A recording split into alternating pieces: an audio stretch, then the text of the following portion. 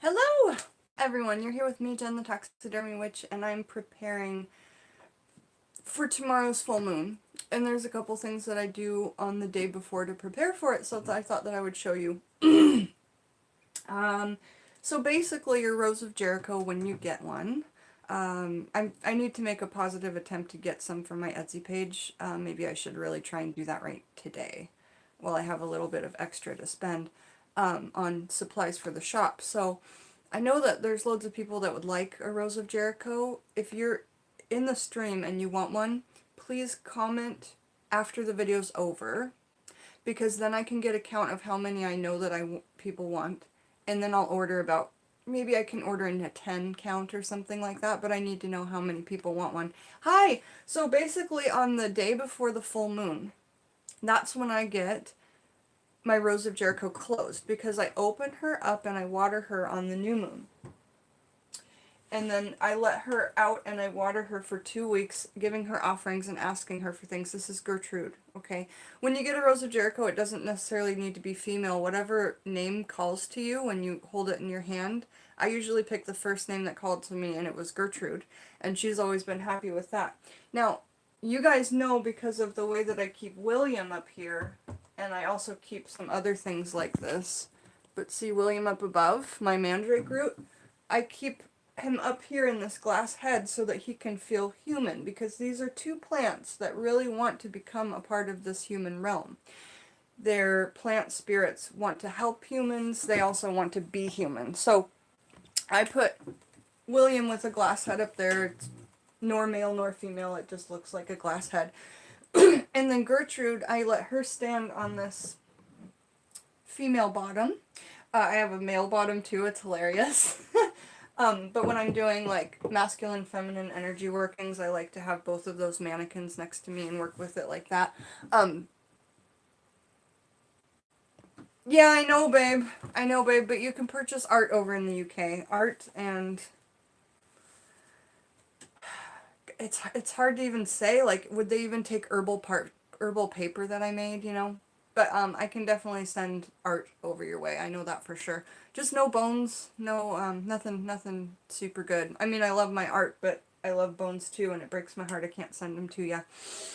So what I do is I have her in this bowl, and I water her, and she'll close up, and I'll show you that later tonight when she's closed up. I've showed her closed up many times on the channel.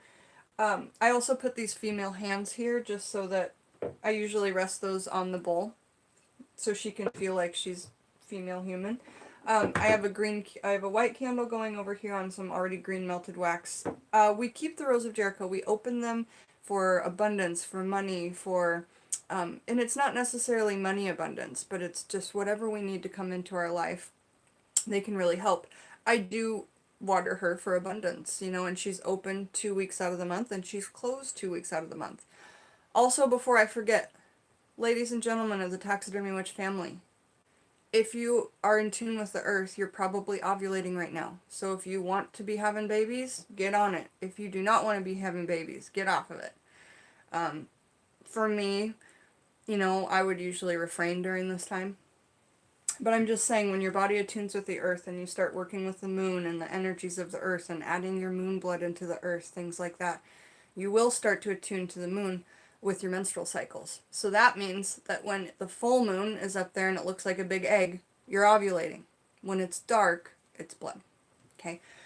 And it usually takes your body, from what I've heard from other people, about 6 months to a year if you're doing witchcraft every day. You're working with the moon 2 times a month on your SBATs for your full moon and your new moon. You're getting out there. You're paying attention. You're getting out in the moonlight. Your body will start to adjust to where it needs to be. Now, there's a huge CT behind that, which I'm not even going to bring up. But for those of you who would like to know more about the CT regarding the moons, let me know, and I'll send you those videos. So let's see how we do this. First off, when you open your Rose of Jericho 2 weeks ago on the new moon, you should be watering it every day. And you should be changing the water at least every day. Now, you save the water, and if you have a ton of... Why did I grab a jar I can't open? And if you have a ton of plants around... I did it. It smells like... Oh my god. smells like lilac. I must have had lilac in there, but I don't remember that. Oh yeah, I moved him out in the outside shed. That's right, I did have lilac in here. Anyway, carrying on. That's a lovely smell to have the Rose of Jericho water, and it doesn't really smell like anything. When you first get your rose and you start watering it, you're gonna get a lot of muck out of it. Let me show you my first Rose of Jericho water. I still keep it. I use it for very important things. Hello, Richard Jones. Nice to see you. Hello, Ember's Light. Hello, Dark Pool. Hello, Purple Sky. Hi, everybody. It's so good to see ya. Spirit Moon, Katie Ross. We are all doing really good. We're getting ready for the full moon, Richard Jones. Okay, so the Rose of Jericho water I have from the original batch is down here, and I keep it covered. And tonight I'm also getting my more moon water put out. Hey Joyce, so if you haven't seen my moon water elixirs and how to do them, watch those videos today, because the new moon actually happens tomorrow morning at 5 a.m. or the full moon actually happens tomorrow morning at 5 a.m. my time in Pacific, like when the actual moon thing is happening. So for me, yes, I go out and I work during the moonlight, but that is when I work it tonight. I work it the day before, because I kind of work on kind of like a UK time schedule. I don't sleep like everybody else. I feel like sleep is the easiest way to get attacked. And so I'm just really cautious with my sleep and letting people know when I'm asleep and things like that. But you guys, that dream pillow, right after I made it with you guys on the channel, I took a nap, and it was like such a deep, thick, I don't know, I'm going to make a video just talking about the sleep that I fell into. It was just indescribable, you know. So the Rose of Jericho water from the first time is quite mucky, because I've done loads of videos talking about this. If you search Taxidermy Witch Rose of Jericho because you want to know all about it, I've done like 4 or 5 videos. So some of you have heard me say this a lot of times. Here's her first waters, and there's a bunch of gunk on the bottom, okay? And there's like a strip of her that let off and everything. This water from the very first time is so much darker than now, and I'll show it to you because I'm going to pour her water out and let her dry for you guys, and so you can see how I do it. But when you get these waters and you're watering her every day, it's just going to be a lot lighter of a color. So we'll see a difference between the two. But I keep this water for real special workings, you know. And then the daily stuff that I get, I water some of my plants with it, because it's called the resurrection plant. So if you have a plant that's dying, you can rose it. You can rose it with the Rose of Jericho water. You can water it with the Rose of Jericho water. So let's see this whole thing get done, yeah.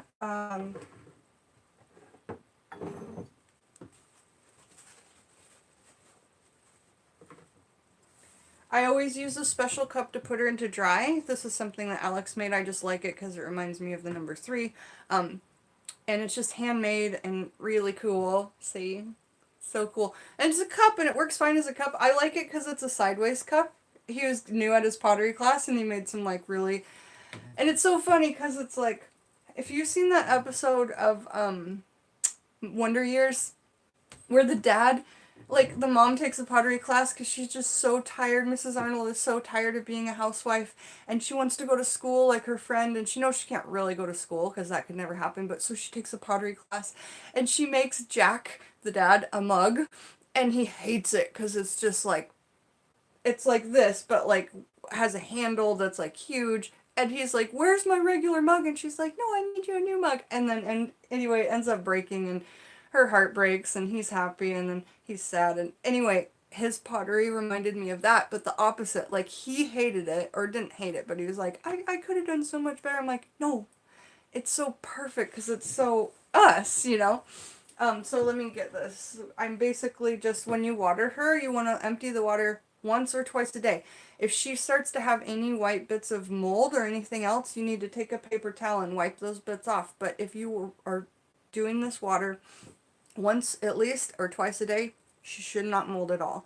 You choose what you want to put in it. I have a citrine stone for monies. I have a quartz stone. I have a piece of tourmaline in here, the growth from tourmaline, and I have a blue Chardonnay stone for lung workings because I give her a lot of incense, so I want her to be able to breathe clearly. The lung stone I gave her last month. This month I gave her a tourmaline. The month before I gave her a citron, and I started out with a clear quartz. And then there's a bunch of copper pennies in here. Copper pennies are the year 1982 and prior.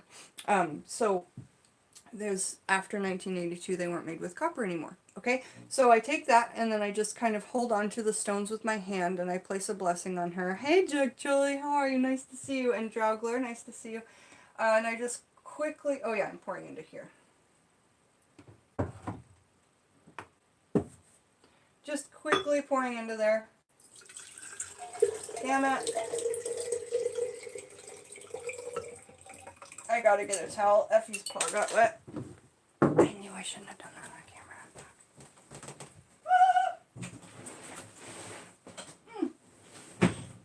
camera. Yeah, no bueno. No bueno! But that's real life, man. That's what happens. So hopefully my dresser and everything inside's okay. Sorry, lady. Maybe I'm gonna resurrect Effie. Who knows? But I don't think that her getting a tiny bit wet is too bad. But yeah, you guys might want to do that in a better area than I did. But see how clear it is once you do it every day? It just has a little yellow tinge to it compared to this, which was the first one, as you can see. So if you have no plants to pour this on, you can literally, when you get in the shower, take it with you and put it on your feet. And it always has made me feel really good when I've put it on my feet in the shower. I did not read that anywhere. It's just something I started doing. So that was a big mess, but I think we're good.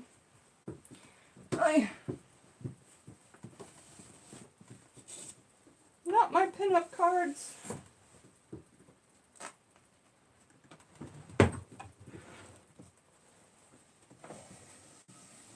Everything got a little blessed today. It's alright. Okay, I'll clean up the rest later. I got soaked. So now she's got no water in her. And you can go ahead and take her out and put her onto that cup that I was telling you about where she sits and dries. Like this.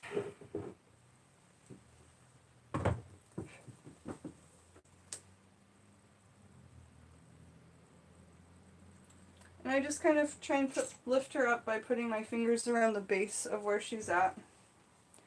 Getting my fingers deep under there. Because she curls up all the way into a ball and then she grabs onto all of her gifts. It's so funny because when she's drying out, it's a very slow process to open and dry. But it's just fantastic to watch how she grabs onto all of her gifts. And she has a bunch of pennies that are in between her leaves. So she's got a lot of gifts in there and offerings. And then I give her back all of her gifts, put them into her little leaf wedges here.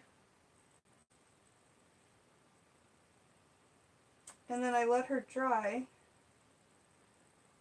And she'll curl up into a ball right on that cup. And I've been doing this for 4 or 5 months now. I skipped a month when I was in Texas. So I've had her 5 months. And I've done this 4 months now. So that initial getting her dry can be a messy process. I obviously do it over the sink.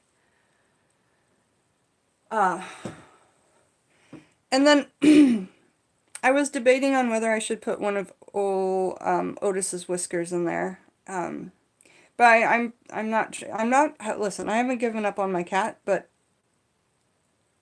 everything in my heart tells me that he's not coming back.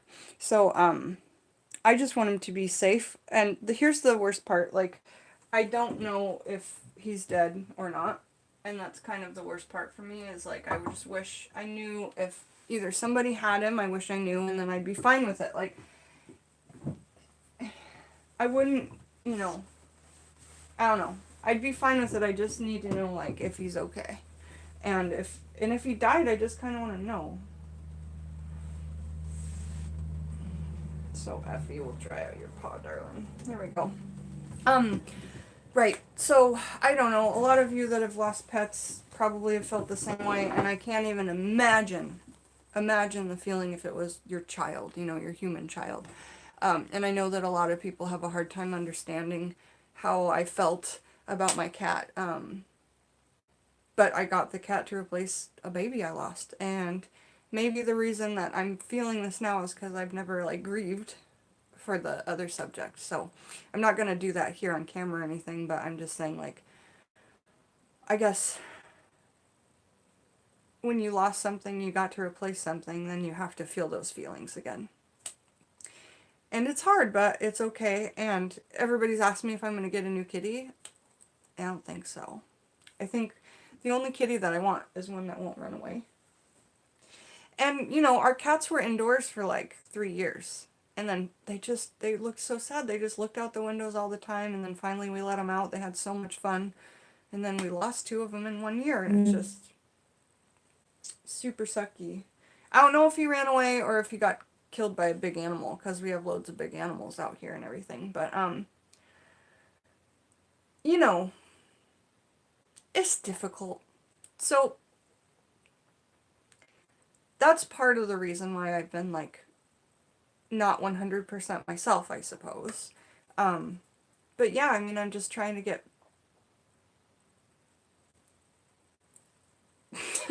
figure out where my life is going. So, Joyce, love you. Have a great day. No, they are like children. And I know that because I have a human child and then I had a pet child, and I can tell you that I don't, like I say, if something happened to Lily, it would be so much different. Of course, of course, of course. But the worry is there and the pain is there. So, you know, I can't compare. But so make sure though that you're really not like pouring this down the drain. Even if you just poured it, like I say, on your feet in the shower or into your bath water. I mean, you guys have, well, I've talked about what I'm going to make my bed into. I'm going to make my bed into this giant herbal sanctuary. The pillows will be stuffed with herbs. The bedposts will be made of herbs. I'm going to just create this crazy sleep area. And really, really excited about that because we were reading from Scotty's Magical Household. There's another thing coming up, you guys, that's happening. I'm also trying to get off of a medication, and it's like one that you kind of have to taper off of, and I'm not willing to say which one it is because that's personal. But if I seem a little bit like off, that could be why too, is because I just want to be just myself, just completely myself and away from everything that's not me and not the earth. So it does take time to get off of certain medications that are like helping you with, you know, issues and stuff like that. So I'm looking forward to just seeing clearly again, fully clearly, and not having that as an issue, because I think that the medicine does affect my sleep, you know. So yeah, I'm just really working hard to completely become one with the earth and be in touch with all of my gifts and stuff. And I think sometimes medications mute our gifts and make them harder to understand and things like that. Have you guys experienced that? Yeah. Yeah, thanks, Katie. Appreciate it. So let's see. I think we've talked about everything with the Rose of Jericho. Just if you're really interested in them, make sure you leave a comment after the video's over saying I would like one, I would like one, I would like one, and then I'll get a count. I'll get a head count, and then I'll go get some and put them on the Etsy shop. I just need to know because I've over the last 3 or 4 months when I've been talking to them about them, I've had about 10 or 15 people say something that they want to order one. So if you're truly interested, I think that they're around $15 for your Rose of Jericho. I'll have to check prices. I don't completely know. But I'll get them up on the Etsy shop, and then I'll probably sell them with a little citrine or quartz crystal. You can choose whichever one you want, because I have bulk of those too. So, again, the Etsy and the Patreon's down below. I did a Patreon video this morning. talking about Santa Muerte offerings and showing my altar and talking about a protection offering that I did. So that's down there in the description. What else? I think I want to come back and do a video on figs. I did pick 2 figs from my lovely greenhouse this morning. Well, Alex's greenhouse, but I'm taking care of it. That's another thing. I have all the chores right now. So this one is a different kind of fig than this one. They look similar, but this one, I don't know the name. We're going to cut them open for a fig video and eat them with some goat cheese and crackers for my tea, I think. I think we'll have some tea and figs. What do you guys think? I've done other videos on figs. They're just really old. I feel like if I uploaded my old videos each day, you guys would be like, oh my gosh! But there's just so much information back in those old videos, right, Purple Sky? Remember all the fig videos? You've never had a fig? Well, we can eat them together. They're really something, you guys. Oh, I have something else crazy to tell you about that happened to me yesterday. Oh my goodness. Okay. So, I was in the greenhouse and I was picking those figs. What the heck just jumped by? There's so much going on. Hold on. Something just jumped by my window. What was that? I did have a dream last night. I got Otis back, though. It was weird. I had a dream I could... Because he has a different cry than all the other cats. You know how they have a different voice? And I had a dream that I was in the kitchen and I could hear him crying outside. And I went outside and his cry just kept getting farther and farther away. To me, that dream means he misses me, but he can't come back to me. But he's alive. I don't know. I have no idea. Maybe he was just saying hello in a dream. So, I just always have a special dish for my Rose of Jericho, a special cup. I kind of dedicate these things to her. You know, I don't use them for anything else.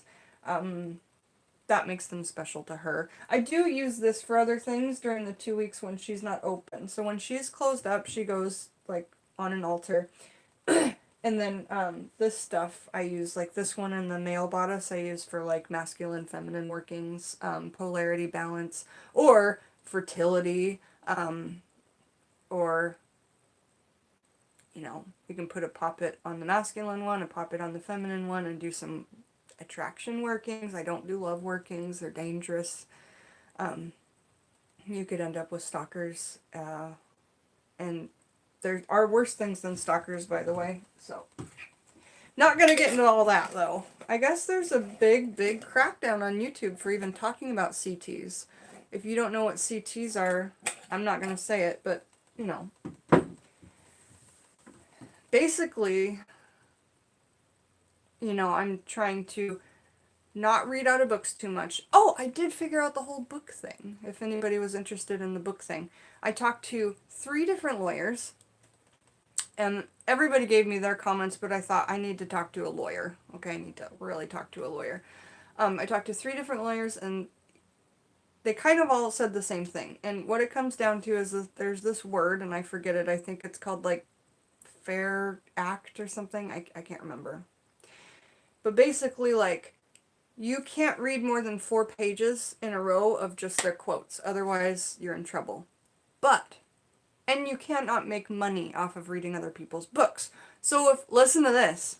If you're in a chat and anybody is reading a book and they have a $ at the bottom of their chat, they're in trouble. Like, they shouldn't be doing that. This is another big reason why my spirit guides probably never let me put a super chat dollar or whatever it's called. I don't do that, and I've never felt good about doing it. Fair use. There you go. That's the word. So, you know how I make money from my Patreon?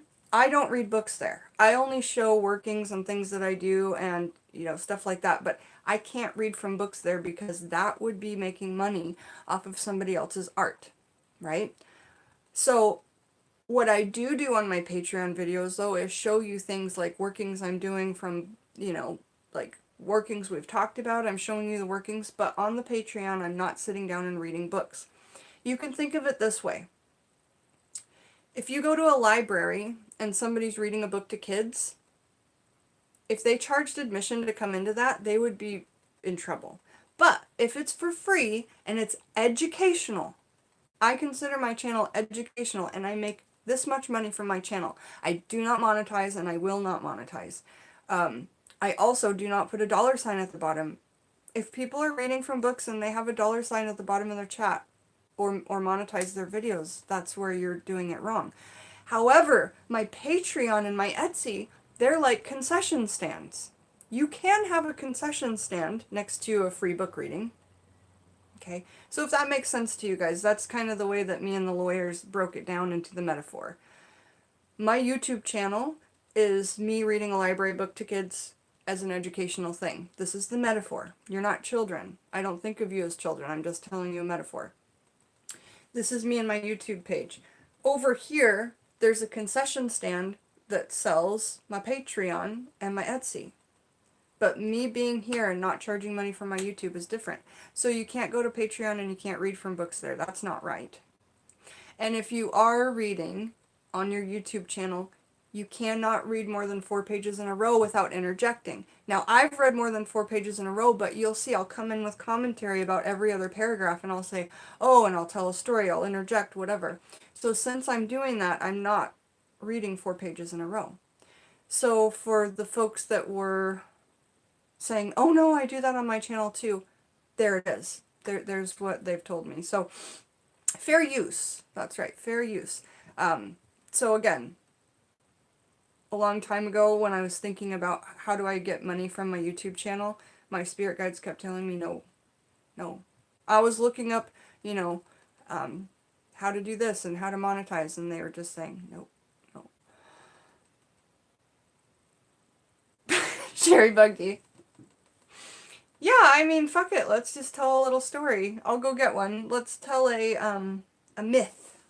Let's go get the book of myths and let's tell a myth.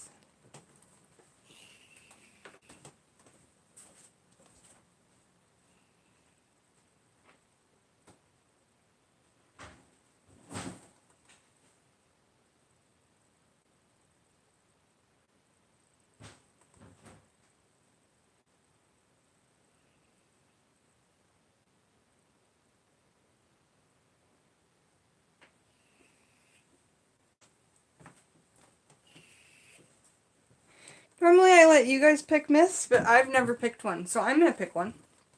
So today we're reading from World Myths. I've done this a lot on my channel, and so is Pat. I like when Pat reads from this book too. So if you don't know Pat Lorconius, I think that's how his channel goes. He's right there with Ozzy Orbs. They've got their channels together. He reads this on his channel, so go check it out if he's here, if you like him or whatever. I'm going to have my spirit guides pick, so we are here.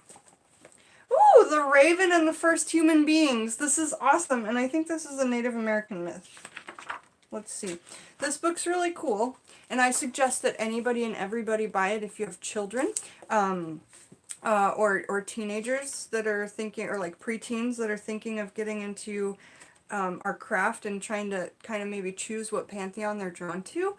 So we have Mesopotamian myths, Greek myths, Egyptian myths, Roman myths, and each one has like 14 myths, stories. Celtic myths, Viking myths, Native American myths, and Chinese myths. So we're in the Native American myths, the Raven and the First Human Beings. Ready? It's a really cool picture. I think they're down there in a clamshell. Right, Effie? I think so.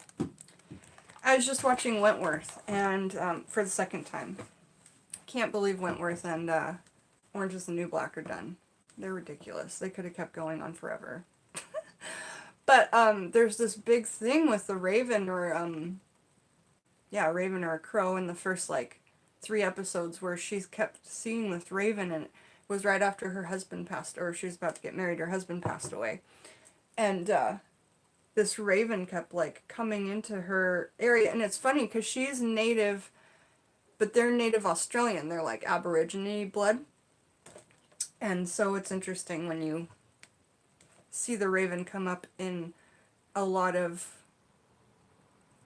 those type of stories. I love Wentworth too. Oh my gosh, did you finish it, Purple Sky? I'm on my second time watching it. It's awesome to rewatch because of what happens. It's a good season, but they could have gone on for so long. Alright, so the Raven and the First Human Beings. The world was newly made. Raven flew over land and sea and admired what he helped create.